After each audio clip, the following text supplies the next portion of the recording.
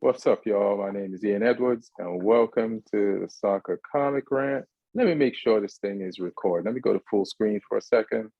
And yeah, we are recording. And this is Soccer Comic Rant, and today we're going to talk about Chelsea versus Liverpool. We're going to talk about the new rules in the Premiership. Do you like the extra minutes added on at the end of games? Do you like the cards given out for dissent towards the referee? Do you like, and this is not a rule thing, do you like how much Chelsea overpaid for Caicedo? And also, we'll talk about Manchester United versus Wolves, which is, we just snuck past on that one. We'll talk about Southampton and the championship. Like Lee's team is down there, like chipping away in that tunnel with no light of a league, trying to figure out, how to get back up to the Premier League. So we're gonna get an update from him on what's going on down there.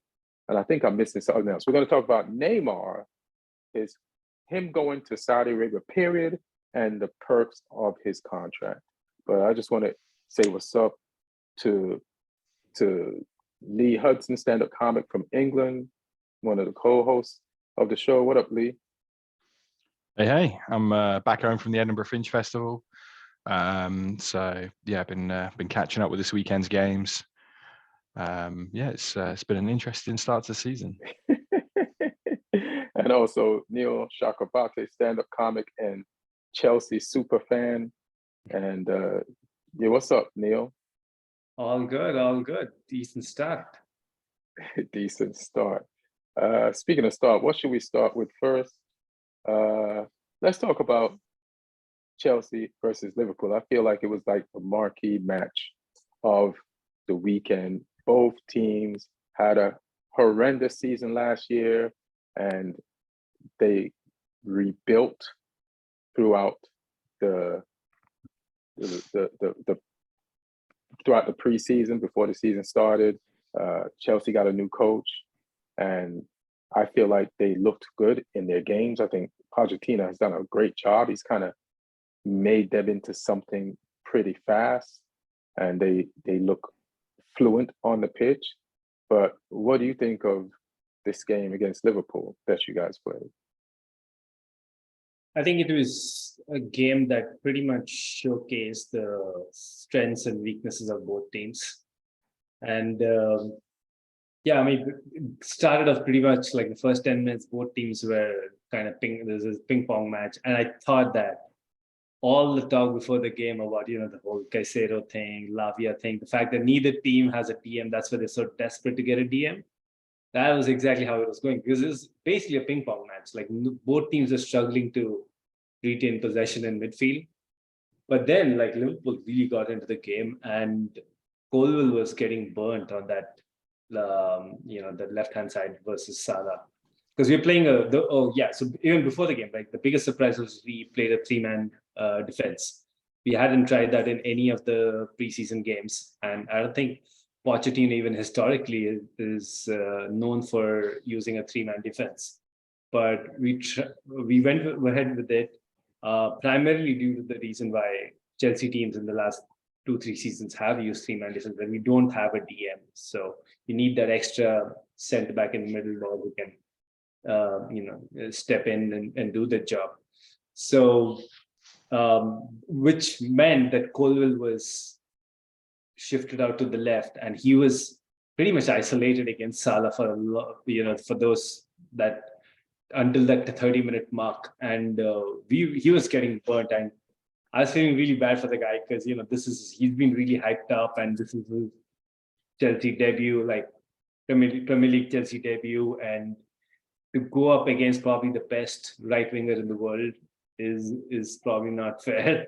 And he was being asked a lot, and he was almost losing every battle. Like Salah could have had, Liverpool could have had a hat trick in that time, but they slowly, I think, they adjusted. The fact that we conceded that second goal, the first goal, is great. It was classical Salah. Like you can I think Colwell did well to not let him get the shot, but then you're always playing the odds game with Salah, right? Like if you don't let him you should show him, you let him have the channel. You're always going to leave a passing channel through. And Salah's passing is, it's so clinical, and then Luis Diaz slots it home.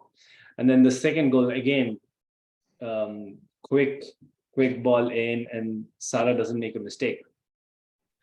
But the fact that got ruled out for offside was, I feel like, the turning point. Like, it kind of woke the team up. Like, what are you doing? Like, you're trying to play such a high risk game against this Liverpool attack, which, again, as I was saying, right, like, their strength is their attack. They have such cheat codes in attack, and this is so clinical. They absolutely will kill you if you give them a sniff. So we made that adjustment, and then it was a lot more coordination between Silva and Colwell. And then after that, I don't think Colwell got bothered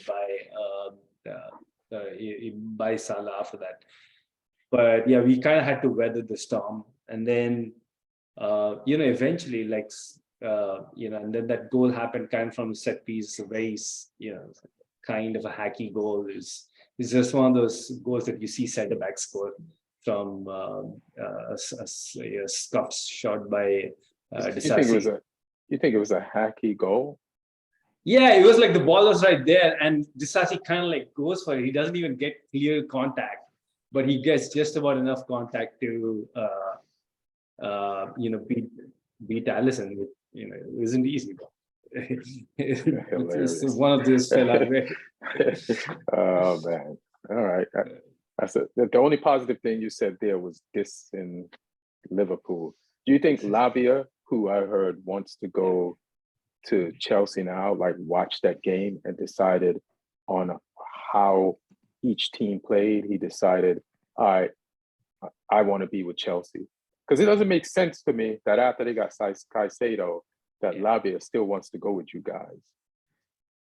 Listen, I have stopped trying to find logic in the way these new owners are operating. So we can sit here and keep debating the pros and cons and stuff. But at the end of the day, I really don't know how they convinced Lavia to join. Because as you said, right, like, there are two spots there in the DP for Enzo Fernandez has one of the spots. It's looking like Caicedo is going to get that second spot. So, and I mean, Lavia is a 19-year-old, so he may be okay to bide his time, gradually get more and more minutes over the next couple of seasons. But he's also a 19-year-old who's high in demand. Like, he could have walked into a starting spot at Liverpool, for example. At some other teams, Brighton might be looking for a Caicedo replacement. So, but Chelsea spends so much money in that position that it's no problem to spend 60 mil and put that person on the bench, because they can say, hey man, everybody else in that spot costs over 100 mil. So we're not going to play your 60 mil ass. You're cheap compared to them. We've had historical interest in Lavia, though. Like, if you remember, deadline day last summer, we put in a bid, which is the most bizarre bid of all time, because Southampton had just bought Lavia a few weeks ago from Man City. And then in the same window, you're trying to buy. I don't even think that has ever been attempted. It's such an audacious thing to do. But Southampton rightly said no to us. That's the cheapest thing Todd Bowley ever tried to do. It's the ex our former head of recruitment who signed in for us, Joe Shields. Yeah. He was formerly the Man City youth recruitment guy who he bought in Lavia from Anderlecht. Along with Guardiola, because Guardiola was a big fan of him when he saw him playing youth football for Anderlecht. So, Joe Shields obviously been keeping an eye on him, took him to us, and then as soon as Shields jumped ship, it was on the cards. So, I think he maybe trusts that as well, Lavia. He knows that, there's people involved that he knows.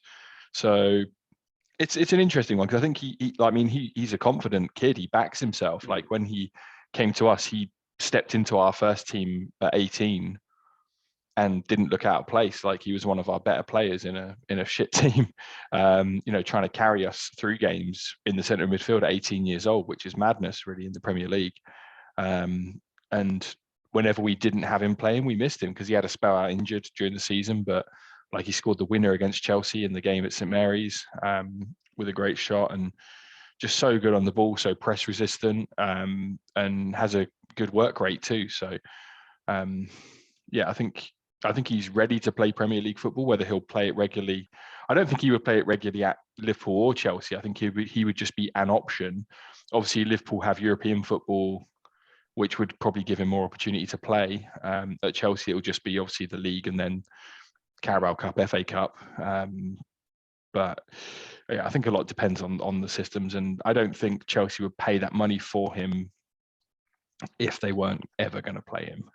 There'll be some sort of plan for him. Whether it will be as involved as he would want, I don't know. But you know, we don't know what conversations have taken place behind closed doors, and who clubs are planning to sell on their end either. So you know, this might mean that Gallagher's going to be on the way, or there'll be some movement elsewhere at Chelsea, because apparently, from what I've read now, Lavia is having his medical tomorrow at Chelsea. So it seems like a fairly done deal.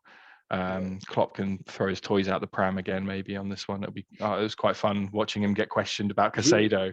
Jurgen Klopp, if you remember, like when the whole Abramovich sanction stuff was happening, when the whole Russia thing was happening, he was so vociferous in, you know, speaking about oligarchs should be kicked out of football. I think now, in hindsight, I think right now Klopp is like one more move away from bringing up and personally unfurling a "Bring Back the Oligarchs" banner at the top end. He is absolutely pissed off, yeah. But yeah, I mean, Lavia is a highly ambitious. You know, he's one of those guys. Like in every generation, you have these guys who are earmarked for greatness, right? Like he is one of those guys. So clearly, something has been told him. Some sort of a pathway has been given to him. He wouldn't just join otherwise. But Lee, since you mentioned Gallagher, again, shout out Gallagher, man. Like this game, I don't want to hear it, Neil. I don't want to hear it because you're so willing. Don't in private. You're like, get Caicedo. And I'm like, what about Gallagher? Well, no, wait. Gallagher comes. You know, Gallagher comes from Cobham. He's my boy, right? Like, do you know he comes from? No, I know, but also here's the thing: I've watched him since he was like 16, right? Like, I know that what we're asking of him right now is not his favorite position. That's been the only thing I've been saying, that he's not his favorite position, but. Yeah. I'm watching him play it, and I saw him play it last year, and he wasn't grasping it. Then the first few games of the preseason, I saw him getting better. Then as the preseason went on, I was like, he got it. And then he had to play Liverpool yesterday. Yeah, like that's your first game, and he nailed it. And while he's nailing it, they're buying some player in front of his face. Not even the decency to buy the player to replace it behind his back. Like it's all over the paper. Though. I think he'll stay because. I know if you guys likes him, and unless like the bid is so good, like 50 million, 60 million, that it's just too tough to resist for a backup player.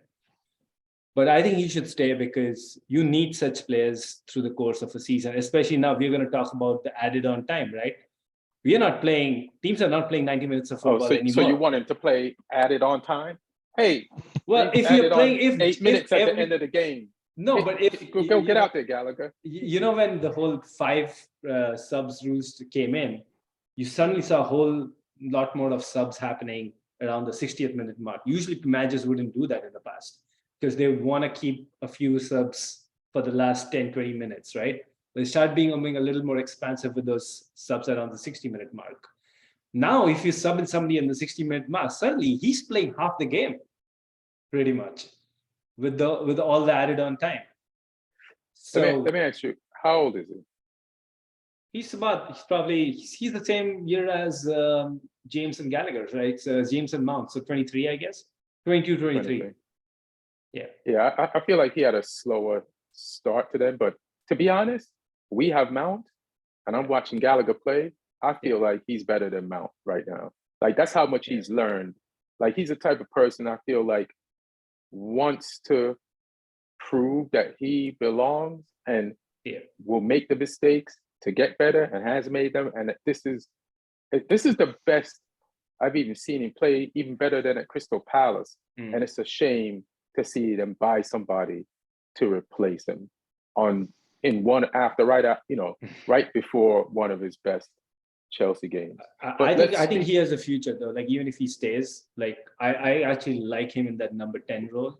I know a lot of people feel like he's not creative enough. Trust me, he is creative, and he also has probably one of the best shots in the team. So as the guy entering the box late, he can score goals too. You said you watched him grow up playing. What position did he grow up playing? He mostly always played as a number 8, and so now you're trying to push him into 10. Yeah. No, because he's played both. But you don't believe he could be an 8 or a 6. He could be a 6. I feel like he will make mistakes at some point. So, when you have clearly the cat's out of the bag, right? It's been 3 months of a Caicedo courtship period. Clearly, we are going to get in a DM. Now, obviously, as we know, it's Caicedo and Lavia, but we always knew it's going to be one of them. So either way, whatever, no matter what I say, Gallagher was not going to be a starting DM at Chelsea this season. So my point is he can be used very creatively in a lot of these midfield roles. So because even Enzo's backup is Andre Santos, who's a 19-year-old kid. I don't know how much you can trust him in the Premier League. Gallagher can be that, can play that role too. So, I mean, I'm not, so just to clarify, I have never for once said, get Gallagher out.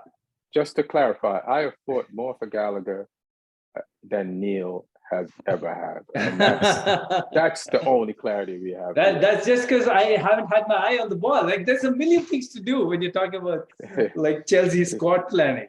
You don't think I got a million things to do? I got my own team. And I see this kid doing his thing. But you know what? Maybe I'm a little selfish for my fantasy Premier League, because suddenly now if he's not at Chelsea, I'm not bound by the 3-player cap to not have him in my team. I can have him, like, if he's have him in my team, because mine's a co-home team, right? So I can probably have him if he moves elsewhere.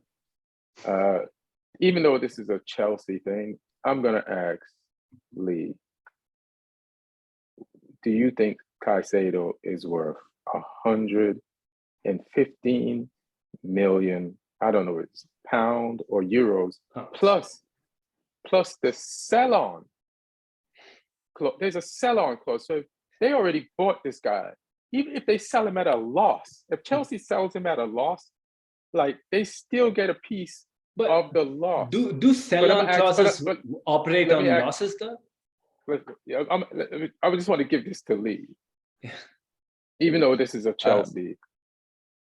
I mean, I think it's an overpayment. I think he's a very, very good player and he'll improve the squad. But I think when you consider that Declan Rice was 105 mil, I think Rice is a better player than Caicedo. Caicedo could end up being better than Rice. I think he's got a few years on him in terms of age. But obviously at the moment, I think as a player to come into your team and improve them immediately, Rice he's more of a leader. He's got more Premier League experience. He's got more international experience. So I think, it's a fucking hefty fee for a player who's only played sort of a season and a half of Premier League football. He's not even played.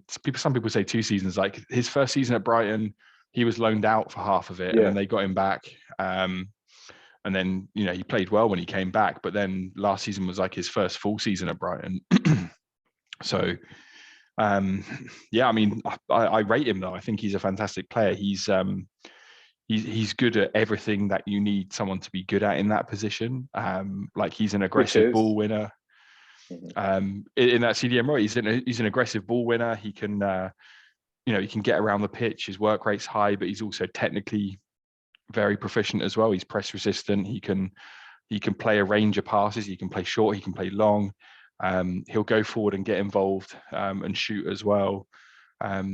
He's got everything. So I think him next to Enzo will be a really, really formidable double pivot potentially. Because yeah, I mean, Enzo looks like, based on this first game, that he's settled a bit more now, and that he's starting to show why Chelsea paid so much money for him. He's starting to look like a World Cup winner now. So yeah, those two together could be really good. Obviously, Liverpool wanted to reunite with McAllister. He had a really good relationship with McAllister at Brighton when those two played together. I watched some game footage of when those two were playing together at Brighton, and they had a really good understanding. And I think Caicedo could potentially have that with Enzo as well. And yeah, really, really good future midfield. I mean, that could be Chelsea's centre midfield for however many years if they keep them happy and if they're happy with what they're doing. So yeah, I think they've overpaid, but it's a good signing. It's just the market's going crazy right now. Every one of these transfers keeps making Real Madrid's Bellingham deal look a bargain. Yeah, that's my. So Neil, do you think you're overpaid? Oh yeah, I mean, I was saying we were overpaying when the price was at 100 million. So of course, 115. Although there's some suggestions that David Johnson said it's 100 million. I think it's plus 100 15. Neil plus 15 in add-ons. But then again, like the 15 million add-ons are apparently very easily achievable add-ons. But so it depends, like how do you want to call it? Like, is it 100 million out of 115? But regardless, to the question of overpayment, yeah, definitely. I feel like this is a 70 million player, 80 million player at the most, which, you know, I guess we ended up having to overpay quite a bit. My criticism of the way we've dealt about this whole thing is we needed this player 2 months back. We already knew, everybody associated with Chelsea knew we needed a DM. And the fact that we didn't get it done the entire preseason, lost valuable time. And, you know, now let's see, like, how long does it take for Caicedo to bed in with the system? I ideally would have had him much earlier. But defensively, it looks nice, right? The unfortunate part is, like, he's now part of a 800 million, or at least more than that, pound rebuild at Chelsea. Yet we are no closer to even getting maybe top four. That's according to you. That's according to you. You're doom and gloom. I feel it's not that. I'll tell you, the perfect example was this game. You know how we were talking about the strengths and this weakness of both teams were on display? We had, I think, a perfect game, like tactically and performances wise. I can't put a finger on any player, like even somebody like Sterling, who, you know, was initially looking a little patchy. He came into the game and he was actually really good for the rest of the game. So we had all of that, yet we don't come away with 3 points. Like, this is a game that we actually executed, performed really well. So what's going to happen in the games that we don't perform well? And the bottom line of all of this comes down to the lack of goals. And we have done nothing to address that. That's not how. Say that last part again, I'm sorry. Like, it all comes down to the lack of goals in this team. And we have done nothing to address that. This 800, 900 million pound. You do, but he got injured. Nkunku got injured. And Jackson. My point is, when you've spent so much money, you shouldn't be hostage to one injury. You should have enough.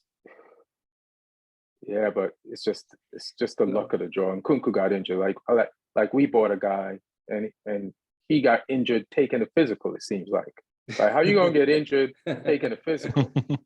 So my point is, if you can't score goals, you're not good. Like, it doesn't matter how you perform. We've seen that at Chelsea. And if you're not getting 3 points week in, week out, how are you going to get top four? Look at Newcastle. I think you're Isak panicking. Guy is crazy. I think you're panicking and you're not last season's Chelsea. And you could tell just by the eye test that Pochettino has worked out some of the major discrepancies that you had. And now we just have to play the games and he has to get the results to make you feel better about it. And I understand you have the phobia of last season hanging over you, and so you're still in that area. I would like to shit on your team, but I've watched them play, and it's impressive. So I'm not gonna just make some shit up. No, I think we're very impressive, and I just don't feel we have the enough profile of goal scorers. That's my worry. And I Maybe know not, the way the league is going, you got to score goals. You look at every one of the teams that I'm thinking are going to be kind of above us. You will, but Liverpool had a saying, "You're not scoring someone goals." Liverpool finished 5th last season on a terrible season. You know what I mean? They have a say in it. They have world-class defenders on their team. Let the other 37 games play out. Also, I think based on what we've seen from him in pre-season and this game, I think Jackson will score goals. I think he will take.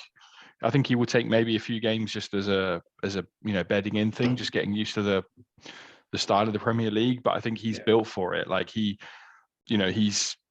strong, he's powerful. He looked a good finisher in preseason. His link-up play in preseason was really intelligent as well. Like he was combining. Admittedly, he was combining well with Nkunku, who isn't playing now. But there's no reason he can't have those relationships being built with other players, because he's looked a really good all-round forward who's going to lead the line and play like a proper number 9, which is something you obviously didn't have all of last season. So I think he'll come good. Have they said like a more of a definitive time frame on the Nkunku injury now? I think they're saying 4 months. So January. I mean, at least that's half the season, right? So as soon as Jackson scores, you'll feel better. Yeah, I hope so. I hope so. Yeah, he will. He almost had a hat trick. Yeah. He had a hat trick. Yeah, see, the word almost is like that. That's where my PTSD comes from. But that's football. You still got to go. You still got to go. But we can't stay on Chelsea the whole show. I think the next thing we should cover is Man United game today versus Wolves. I went into this game thinking, oh, this is perfect for us. We're at home against Wolves. And even though we normally have a difficult time with Wolves, this is the Wolves that just fired their head coach that saved them from getting relegated last year, and 3 days ago hired a new coach who has no experience or no time with this team. They're coming to Old Trafford, and Wolves has sold, and they haven't really bought any players. So this is almost like playing a relegation, a promoted team. That's how the level they were on. But Wolves came into this game, and they showed us what was up. It was pretty embarrassing. And the only thing I'm going to say about this game is the stats. Man United had 15 shots, Wolves had 23. We had 3 on target, they had 6. We had 51% possession, they had 49. We had 80%, 82% pass accuracy, they had 80. Basically, they either beat us in the stats or evened us in the stats. So the only stat we beat them in was we had 1 goal and they had 0. And that was it. We looked pretty perplexed by the way they set up and their shape. We could not break them down. We had a lot of last-ditch saves on our part, like when they fast braked on us. And we struggled, but we got the win. And it's the beginning of the season. I'm not going to panic. I know we're supposed to have this midfield that's improved from last season, but it didn't look like it. So we're probably going to take this whole season to figure out what we're going to be, but I'm not going to be hard, even though what I saw was hard to watch. And I'm just going to appreciate the 3 points. I want to ask Lee, what that Southampton do down there in the... Ian, I want to, before you move on from the United game, I just wanted to ask you, do you think there was a penalty? Oh, yes and no. Yes and no. Because, all right, so let's go to the Brentford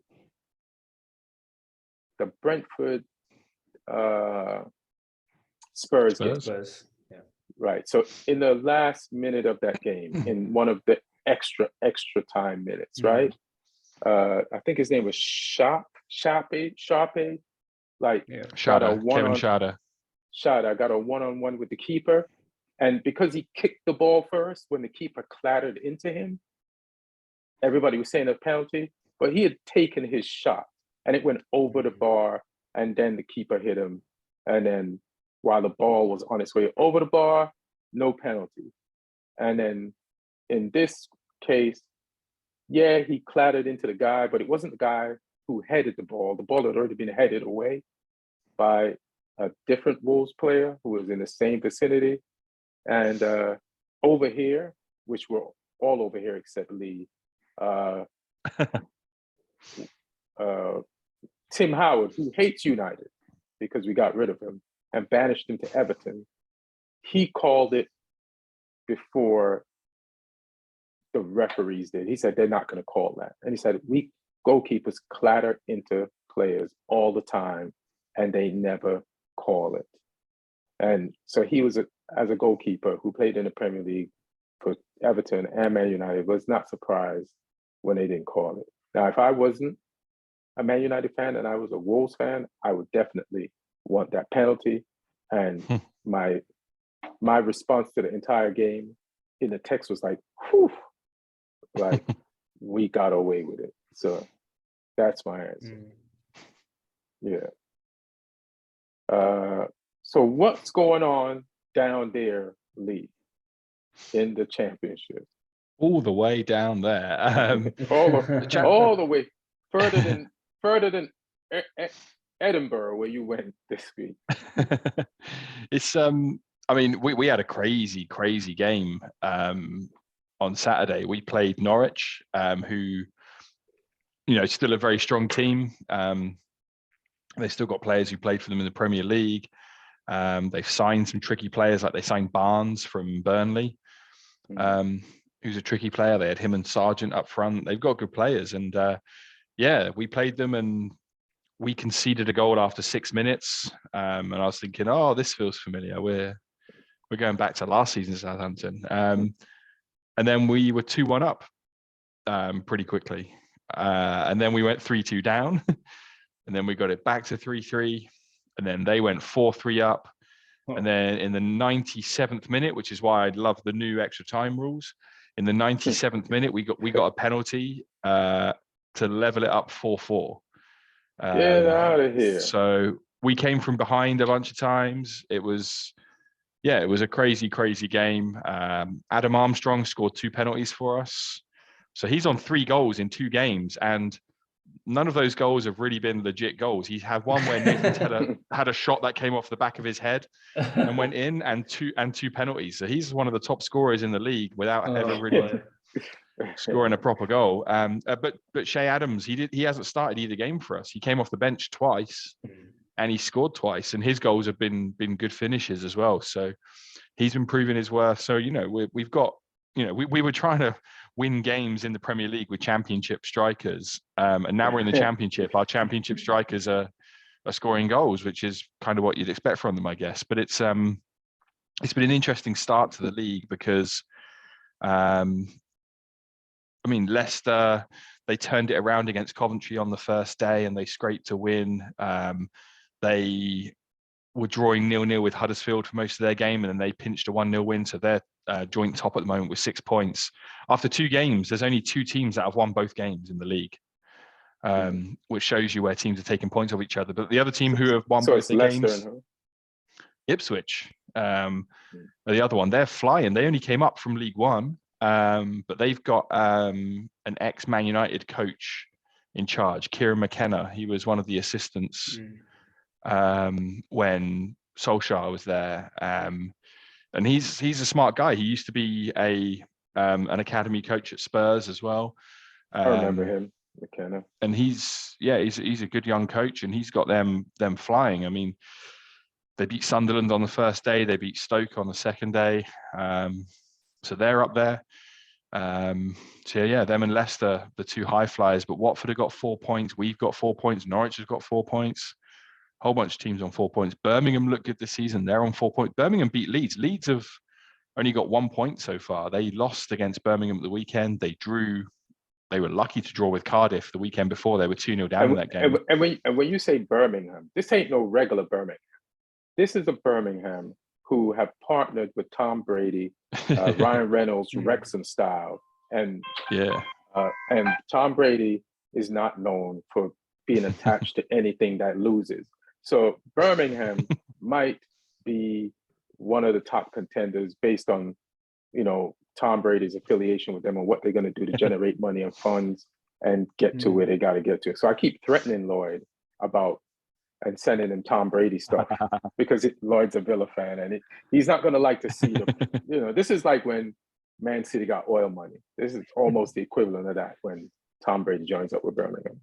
I mean, the way Villa played at the weekend, Lloyd might want to jump to Birmingham City instead. But no, the Championship's interesting, and it's quite funny as well. I've got 2 home games that I'm going to in September, and one's against Leicester and one's against Ipswich. So I'm going to see us against the 2 teams that have come quickly out the blocks. So yeah, I'm looking forward to those and seeing some Championship football. It's going to be an interesting time. But I mean, yeah, we played at the weekend with no Ward-Prowse and no Lavia. Oh yeah, because obviously Ward-Prowse is gone now. Lavia, it sounds like he's having his medical tomorrow. So yeah, we had to put a team together without any real defensive midfielders. We played with sort of 3 ball-playing, attacking centre mids, which it's one of the reasons why the game finished 4-4, because we didn't have anyone in there protecting the defence. But these transfers I think would enable us to bring some people in. Flynn Downs from West Ham I think is going to come and join as part of the Ward-Prowse deal. It sounds like they're trying to sort out the final details of him joining with a loan with an option to buy. And there's other players we're looking at as well. We've got Shea Adams is getting some interest from Everton and Bournemouth and Palace in the Premier League. So yeah, we've got plenty more movements. They never seen him play in the Premier League? Well, they're watching him as a Championship player now and going, oh, he's scoring goals. Which, yeah, I mean, if someone wants to take him, I love him. He works hard. I think he'll score goals in the Championship for us. But if someone offers us a good price, I think you should keep him. Like, he's one of your leading scorers down there. It's where you're going to get a scorer from. You need to get out of there, then you sell him. Don't sell him while you need him. There's a striker called Joel Pirro at Swansea who Martin really likes. He scored 20 plus goals the last 2 seasons for Swansea, and they say if Adams goes, we'll go and get him instead. So if he stays or if he goes, why would Swansea sell him to you? Aren't they trying to get out of there too? They are, but they haven't got much money, and we'll have a decent amount of funds to go and throw at them. So I like how Ian refers to it as, and they're trying to get out of there too. Like the absolute dungeon. I know. We're all trying to get out of there. I like looking at the Championship as like the upside down world in Stranger Things, and we're trying. What's the name of the kid they're always trying to rescue? Like, we're all trying to get Lee out. Lee out of the upside down world now, so he can come back. This is the town. This is nice. I've been with my club down to League One. We've seen past this before. All right. We've been further deeper than this. It's we are where we are. It's a fucking tough league as well. Like I say, the fact that only 2 teams have won both their games so far, and everyone else has just been taking points off each other. It's pretty crazy. But I mean, we've like I say, we've got loads more moves to do. Bella Kotchap is about to go to Dortmund from the sounds of it. You guys are going to sell all your quality. You did this in the Premier League, sold all your quality. Now you get to the Championship. It's like, hey, you guys, let's sell some more quality.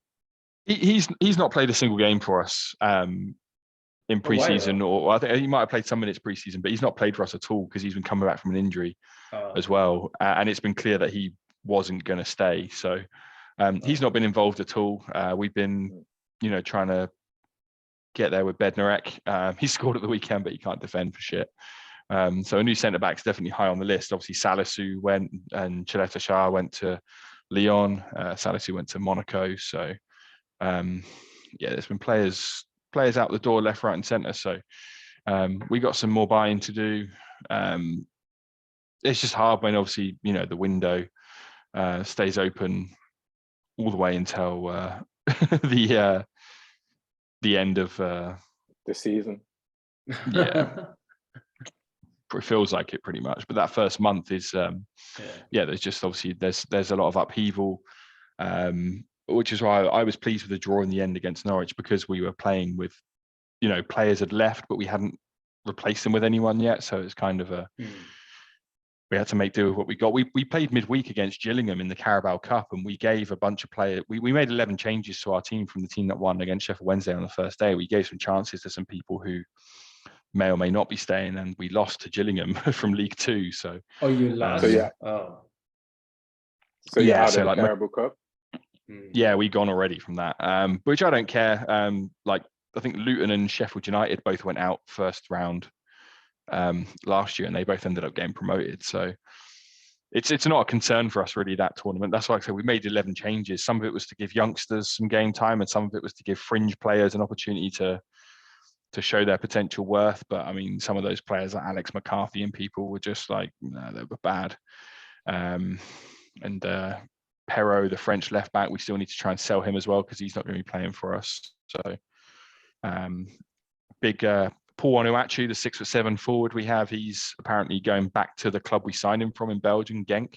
And there's a Ghanaian winger, Paintsil, that we're apparently going to get from them in return. So there's a whole bunch of stuff happening. But we're away to Plymouth this weekend. I think it's on TV as well, because it's a 12:30 kickoff. So on Saturday. So yeah, we're cooking down there. We're gonna have a good squad, I think, by the end of the window. I hope so. I hope you have a good squad and then sell them all, but we'll see. So we were talking about how much Caicedo cost, right? And Neymar, unbelievably, is going to the Saudi league. And you know, when they bid hard. So here are some of the things included in the Neymar deal from PSG to Saudi. This insane perks Neymar will experience in Saudi Arabia after joining Al Hilal for 2 years. A private jet at his disposal at all times. That's one of the insane things. There's a huge mansion, fully staffed, and 80,000 bonus for every Al Hilal win. So 80,000 money financial bonus for every Al Hilal win, and 500,000 for every post or story he puts on social media that promotes Saudi Arabia. Now, I was speaking to my friend Iman, and he said it's so funny that they're paying him more to post about Saudi than to win a game for Al Hilal. And I'm like, in that case, I would be posting in the middle of the game about Saudi Arabia, because I'll post so many times, I'll own Saudi Arabia by the end of the week. Like, so you want to pay 500,000 of story or post about Saudi Arabia? All right, I'll do it during the game. I wonder if they put a cap on it at all. You can only, we'll give you 500 grand for every post, but you can only do 10 a week. Like, any more than that. Yeah, we'll see. I mean, the money there is crazy, right? Like, I was just seeing a video today that so Fabinho, he played his first game, right? And he's like, you know, this when you're walking down from the pavilion, you like the fans on either side. This fan walks up to him and just gives him a Rolex because he played well. Like, this is just a fan. Because he played well? This is just a fan. This is not a club official. This is just a fan who's there. You know, he's talking to him, saying something, and then he just, you know, gives him a Rolex. A Rolex? He had a good game. Yeah. Is that illegal? So everybody's so rich. A regular person can tip a player a Rolex for a good game. Like, if that gets out, we're going to lose more players to this league. Yeah. I mean, it's out. The video is out there. That's a player bonus. If you ever ask me. Like you can see Fabinho is like, I don't think he even understood until the Rolex was in his hand, like what is actually happening here. Damn, I didn't see that. That's pretty We bananas. we can't compete with them, like in the league. But the Neymar one, man, like this is the first signing which I actually felt was a hint at something. Maybe the Mahrez one too, because even I felt like Mahrez had more to give. But I think Mahrez was like what, 34, I guess. Yeah, and at least Mahrez is Muslim. Oh yeah, yeah. There's some Neymar does there. this. Yeah. Yeah, Neymar. Yeah, I mean he does the rainbow flick. I don't know how he's gonna be allowed there. Yeah. But yeah, man, like I just feel like, well, Mahrez is 32, so yeah. Players when they're in their early 30s, somebody like Neymar, I feel he had so much more to give to European football. Fact that we're losing him from that stage, I think that's huge. Now he can just finally give up. I feel like he's at the age where he didn't want to like give 100% anymore. Plus I'm surprised he went, because I heard this story about there's this like millionaire in Brazil that he either died and he's going to leave his $200 million estate to Neymar, or he's either going to do it or he died and did it already. Yeah, something like that. Just because he feels like he can relate to Neymar. So it's like, does he even like need this money? Why don't you just stay in Europe? Because you're already set by the money you made and this guy, and then now you want this Saudi money. Like I feel like if you thought Hazard, what's his name? Hazard was lazy at Real Madrid, you might get the Hazard version of Neymar in Saudi Arabia. I think what's at play is because you look at the terms of the deal, right? It's a 2-year contract. That's pretty weird, right? Like it's just 2 years. I think Neymar also, he doesn't want to be there long term, so he wants maybe the MLS next.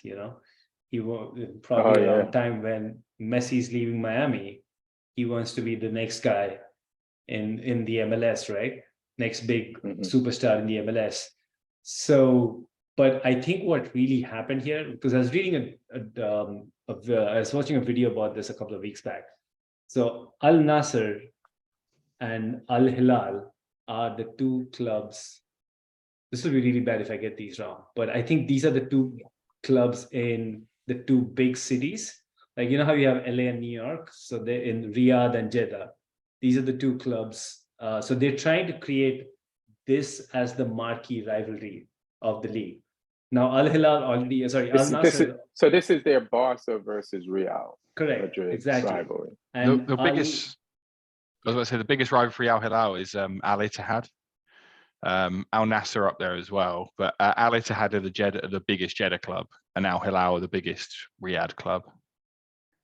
Right, but I think there's something to do with Al Nassr where they've kind of, how like they're pooling in resources. Al Nassr are the other Riyadh club, so that's like the city, the inner city rivalry. Right, but I guess the way the way things have fallen is that they're actually, the major funding is going towards Al Nassr. So, and then I think Al Nassr already has Ronaldo, right? And then Al Hilal did not have that marquee player. You remember how like they offered Mbappe that insane contract? So that's why, because they wanted that Ronaldo versus who? You can't say Ronaldo versus Mahrez or Benzema or something like it. Or Malcolm, I think, is their best player right now, best forward. The Al Hilal squad is nice though. Their centre midfield is Ruben Neves and Sergej Milinkovic-Savic. Yeah. So they got a nice centre midfield. Koulibaly's playing at the back for them as well. And Malcolm is the sort of marquee forward. So they needed a big name to market that game, right? So that's why I think like they went, we'll pay you whatever you want. Just, you don't want to come, just come here for a year. That's what they offered Mbappe. Just come here for 2 years. That's what they're offering Neymar, right? Like they just want to get, they don't want the league to start. Like this is essentially the year one of the Saudi Super League, right?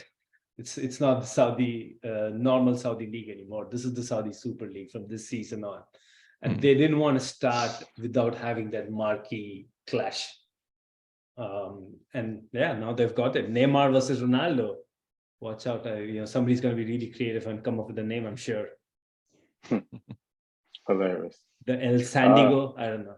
It's I mean, that league's just crazy. When you saw Roberto Firmino scored a hat-trick on his debut. Yeah.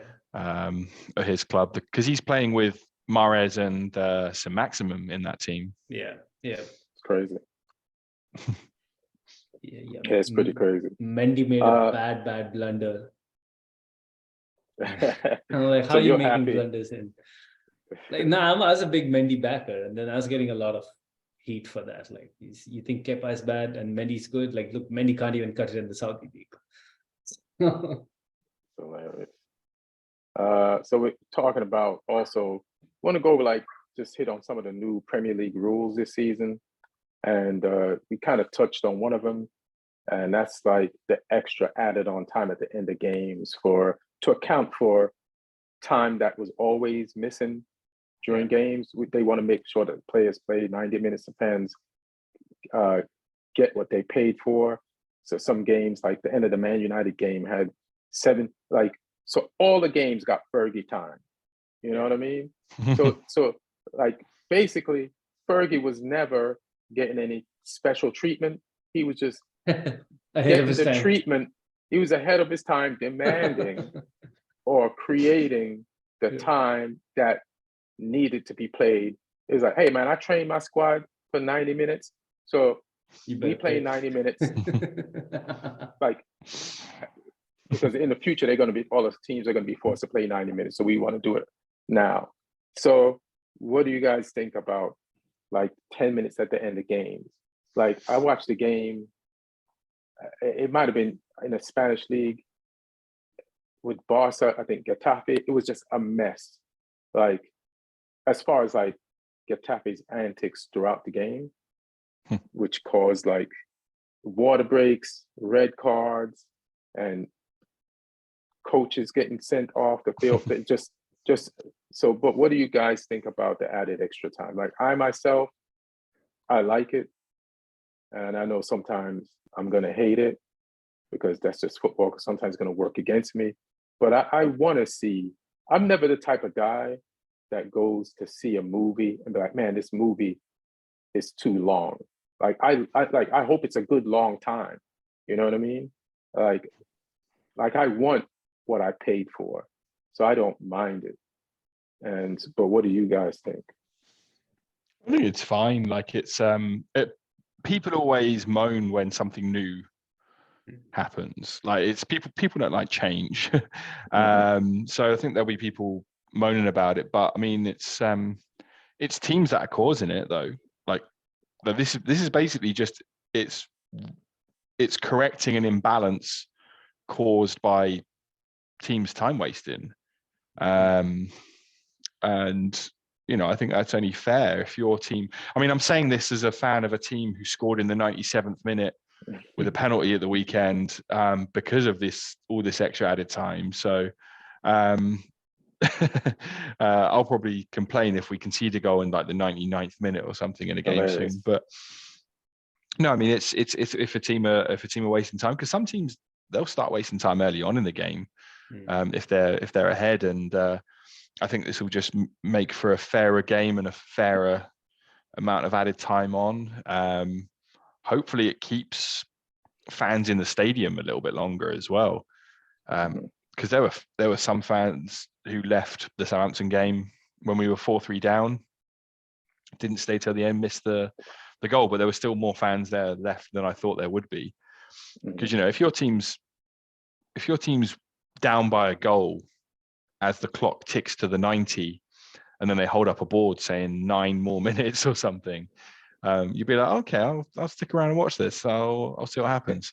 But I mean, it's only a few more minutes, and if a team doesn't go through a whole bunch of time wasting, then they won't have to play it. So I think it's a fair way of doing it, because you look at the amount of minutes the ball is actually in play in some games, and it's crazy low. Like, so all this is doing, like you say, it's just giving people more value, with actually getting to see some football rather than the ball only being in play for like 50, 60 minutes of a game, and the rest of the time it's set pieces or time wasting or celebrations or all these other things like substitutions and whatnot.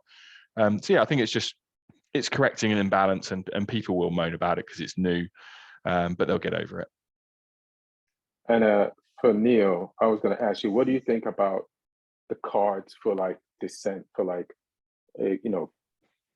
of telling the referee that somebody else should get a card, or complaining to the referee? Like, what do you think about giving out yellow cards just to stop that? Because that's what they're doing now. I mean, is there a new rule, or are they just implementing more strictly a rule or a law that was already there? Because I swear I've seen yellow cards for dissent before too. So I'm not sure if something changed in the rules, or it's just like there's a zero tolerance policy now that you just you rush up to the ref, you're getting a yellow card. I think that's what happened to McAllister in the game versus Chelsea. So yeah, I mean, I'm fine with that. Refs, I think teams can get a little ugly with the refs. What doesn't help is the fact that VAR is absolutely not trustable. Like, even after the United game, I think the ref came up and said it should have been a penalty for the refereeing body came out and said that it should have been a penalty for Wolves, and there was a clear and obvious error. So players don't really know if they can trust the refereeing decisions. So if a penalty is not given, you would think, hey man, back off, VR's got this. You don't need to rush the referee who's just trying to do his job. But as more and more of these instances come out of the right decision wasn't made, players are going to kind of almost take the law into their own hands and try and rush the refs. So I think that's you're not taking the law into your own hands. Like the reason why there's VAR and is because players cheated a lot. Yeah. Like, some players put their hand out to try to block the ball and act like they didn't do it. Some players pretend to be fouled. You know what I mean? And scream and throw their arms up and throw themselves to the ground in the box. So now they're doing something to cut all that down. So the players kind of deserve it. Like, if players were honest, then more honest, then the rules wouldn't have to be sharpened against them. So now you can't complain to the ref, but all they're trying to do is, hey, players, if you stop doing your antics, it'll just make it easier for everybody. And sure, there's going to be mistakes, but then that's going to happen in a game because that happens in a game. But a lot of the rules that like, even a simple rule of like, now every referee has to walk with a can of white spray paint, because every time the refs would say, here's the wall, as soon as the ref walks the 10 paces back to the spot, the wall is like right behind them. And it's like, come on, guys. Come on. Just stop it. So I think it's fine, but as long as there's consistency and the teams managers, they're made clearly aware as to where the line is. Right. I think these guys can follow it. And about extra time added on, I really want to see, at the end of the season, what is the data if you compare it to last season, for example, how much on average, how much of stoppage time was added. So I feel like the refs are gonna, this is what happens every time these have new rules at the beginning of the season. The refs enforce the new rules, and then as the season goes on, they go back to the old way of things. Nothing ever lasts. So by the end of the season, you might not see much of a spike in like length of playing time. But we'll see. That's just my guess. Let me just try to go to the tables. We didn't talk about a lot of teams. So I just want to mention like some of the results, and then we could get out of here. So Burnley played Man City, and Man City won 3-0 on Friday, and Haaland was at it again. First game, 2 goals. So he's ahead of games played with goals as far as that so far. Arsenal beat Nottingham Forest 2-1. So they're, Arsenal comes out and, they do their thing. They apply pressure and they got new elements in the game. Timber is injured. He got injured in that game. They're a new signing. I don't know why Arteta's playing him on the left. As if it is, maybe there's some injuries there, but that's not what he was decided the pitch he was bought for. But I think Ben White had a great game. Saka scored, and Nketiah is in the room. Your defense is in trouble, and Nketiah scored. Crystal Palace beat Sheffield United. Bournemouth, West Ham 1-1. Luton, even though Brighton has sold like key members of their squad, they still let Luton know that this is the Premiership, and they beat them 4-1. Everton, Fulham. Fulham goes down to Everton and wins 1-0. Newcastle, Aston Villa. Newcastle. This is what scares me about how we play today as United. Like, to see how good Newcastle played against Aston Villa, and that they beat them 5-1, and Newcastle finished right behind us. And they bought Tonali, and they're rolling. They are playing good ass football. So I want to get to that level.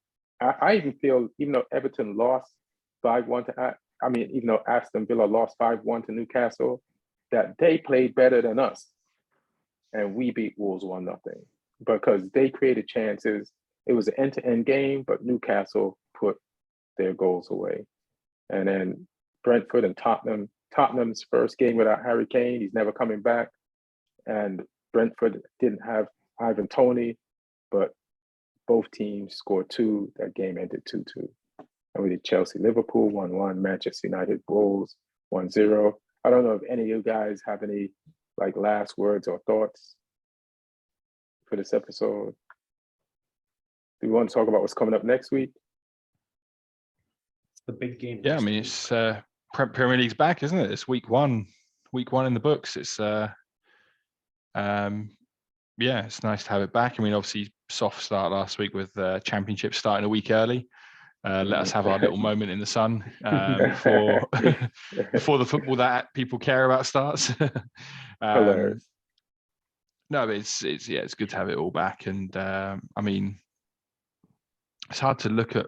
I mean, City Newcastle looks like the game of the week. It's hard to look past that. Spurs United. It's hard to look past that. Spurs United as well, yeah. But I think City Newcastle will be, like I say, it's hard to look past that because let's see with these new additions, let's see where Newcastle are. Yeah. It's at Man City as well. Let's see how close they've got, or if it's going to be. I'm just so intrigued with Newcastle. Also, they got top 4 last year. Whether or not, with European football now on the plate as well, whether or not they can make a challenge to finish in that top 4 again, or if it's going to spread them too thin at a time when Chelsea are probably going to have a resurgence and Liverpool could be back up there again as well. So I'm really intrigued by that game. That's going to be the one that I'm going to be watching the most closely out of those ones. But yeah, Man United Tottenham is a big one as well. Yeah, I mean, I didn't even notice Newcastle versus Man City until you said it, and I was looking at Tottenham versus United. But Newcastle have grown so strong in the last few seasons that this might be, because Tottenham fell off last season and they lost Harry Kane. It's not as much of a marquee game as Man City. We're talking top 4 teams here. Like Tottenham versus Man United is not two top 14. It's one top 14 versus I don't even remember where Tottenham finished last season. And that was with Harry Kane. Now they're without him. So I would look more probably accidentally at the marquee game of the next week being Man City, Newcastle. And I think this is a great time for Newcastle to face Man City because those things you mentioned about like Champions League, that's not happening yet. So the team is not worn out yet from playing midweek games, and they get to attack Man City fresh. It is to Man City's advantage just because they're Man City and they're playing at the Etihad. But if Newcastle ever has a chance of like beating Man City at the Etihad, it is next week. Neil, do you have any thoughts on Man United versus Tottenham? I mean, I like what I see of Tottenham. So if I saw like one of their preseason games and I saw the last game, it's just they're gonna play a really attractive brand of football, but they still have problems in the back. So I think they need to address that in the rest of the transfer window. And we'll find out. Like this is, where this is something we haven't seen, right? For a long time, it's Tottenham without Harry Kane. So we'll find out where the goals come from. Like this is the season for Richarlison to turn up. So yeah, I'm more excited to see Spurs than United, but I feel United will walk away with the points. That seems to be the trend with United a lot of late. Well, I hope you're right. Like based on how we played, this was just the first game, and it's tough to be positive, even though we won because Wolves look so good. But it's going to be tough. And I saw Spurs play too this week, and I thought they looked good. And they were away on the road to Brentford, and Brentford is not an easy place to play. And they played without Kane, and they represented, and they look better than we did. If you just like looking at football and taking an eye test. So I think United is really good defensively. And but this is one of those games we might squeak out another one. But if we get the 3 points, I'll just be happy with that. We don't have to have like our full, like beautiful flowing football style installed yet. I just want the 3, and I'll take it even after the game when it ends. I'm like, whew, like I'll just take the 3, but it ain't gonna be easy. I like their coach, and I think he's gonna do things. At least you haven't got to watch the game with Martin. What's Martin doing in Paraguay? Is he shooting there, or is he on vacation?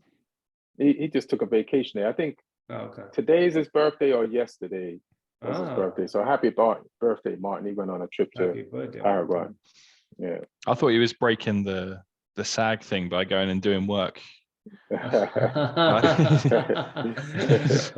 Breaking the strike by going and doing work in Paraguay instead. I mean, I still maintain he's trying to find Kane's replacement. That's what he's doing down there.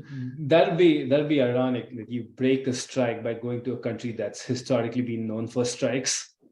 Oh yeah, they are communist Paraguay. I'm sure he wanted to get away from facing the beginning of the Premier League season without Harry Kane. He just wanted to he's like, where do they not show the Premier League? Paraguay. All right, I'm going there. He's like, he's probably sure they were going to lose to Brentford. But hey, man, you got a point, Martin. So you're good. Anything anybody wants to say to close this out? I just say from a Chelsea point of view, I know this week has been good, like a lot of dopamine hits when it comes to transfers, but I'm still like waving the cautionary flag about FFP. I think there's some trouble to be had along the way, and yeah, I just want to put that on record. And that's Neil being positive. Thank you. No, we spent a lot under Abramovich too, but I was never really much worried about FFP because I always felt like we were figuring out ways to balance the books. This is unprecedented. I can't even. I don't even have words to describe what's going on here. Just thank God for depreciation. That's all. Because maybe Simon Jordan was right. Anything you got? Anything, Lee? No, just that. From the festival. No, just that we've still got more players to sell. So come and give us a good price for them, and they're yours. You know, we're not selling cheap. Neil knows that with Lavia now. If they come get him, or Liverpool, whoever the hell he ends up with. But yeah, it's an open sale. It's the Southampton yard sale. Come and you ain't gonna pick up a bargain though with us. It's all overpriced. So how much money have you guys made the season on? Apparently in upfront fees so far, 77 million. That's without the Lavia deal. That's just Ward-Prowse and Livramento and a couple of other small ones like Salisu and Chiletashar and people like that as well. And Diallo went to a club in Qatar for 4 million. So it's interesting given that Leeds have only made like 3 million or something, and they've let 8 players go because a lot of their ones have been loans and stuff. So Leeds are in a bit of a hole at the moment. They're not really making any money from players. They've not won a game yet. They didn't appoint Farker until quite close to the start of the season as well. So, and Gnonto, the Italian kid, the quite promising one that played some games from last season, he's refusing to play because he wants to be sold, but the club don't want to sell him. So there's all sorts of messy things happening there. So it'd be interesting to see how that plays out. But I mean, Championship's a long season. It's we're 2 games in out of 46 in that league. You got like 98 games left, right? Something like that. So it could all turn around. Who knows? Leeds could end up winning the league. We could end up getting relegated. There's a lot of football to be played. So, but yeah, come buy our players. We'll give you a good price. We're trying to rebuild the team. All right, everybody give it up for Lee. Use Saints salesman over here. All right, everybody. Thanks for listening. The new Premier League season has started. We love doing this. We're glad that you're back on board for the ride. And, you know, I mean, I hope your teams are doing good as long as they're not playing our teams. And, we'll go ahead. Just a quick one. Congrats to Eduardo Tomeo. He's the week 1 leader of Fantasy League with his team Duke 'em Up. So he's top of the league by 1 point. I'm low. I'm down there, although I'm not as low as Martin because Martin is bottom of the Fantasy League after week 1. He put too many Spurs players in. No, he didn't have a great week. He didn't captain Haaland for some reason, which I did. Got me a bag of points. Neil is the highest of the 3 of us at the moment. I got lucky. All my strikers scored. It's that Cobham education, baby. 1 year older, one more smarter. Yeah. Ian, did you not get your team in time? No, I was with Martin on Friday and we were trying to do it. And I was hitting you guys up for the code. And I had the same code and it would not accept the code. It kept on saying it was invalid. It was very frustrating because we were on strike and we're just standing there on the watching people striking the sign. Cars are honking. And we're just trying to like re-enter this code. And it's not working for like half an hour. Like we didn't even get to strike. We just like in the hedges, stepping out of people's way, and it just wouldn't work. It was frustrating as hell. So can you join later? You can join now. Yeah, right? You can join now. Yeah, I could join now, but like I'm a whole week of points behind. I finished last week. Based on how many points Martin got this week, you'll be fine. You'll catch him easy. How many points did he get? Wait, but he still had his team ready, right? So don't those points just get added? I think yeah. If you've selected a team and they got points this weekend, they'll just come in with those points. You have a team, right? I didn't select the team. I was like in the middle of like the last. It was like. Oh, okay. Yeah. Oh yeah. That is a little bit of a problem, but yeah. It's only one 1 week you can make up. Yeah. Nah, if you have a it's good week. impossible. Just Impossible. make sure I'll try. just make I'll sure you try. have I'll do it. Haaland. That's basically it. Just make sure you have Haaland and you're guaranteed some points. In fact, the advantage you have is you get to create a team with some data about the season.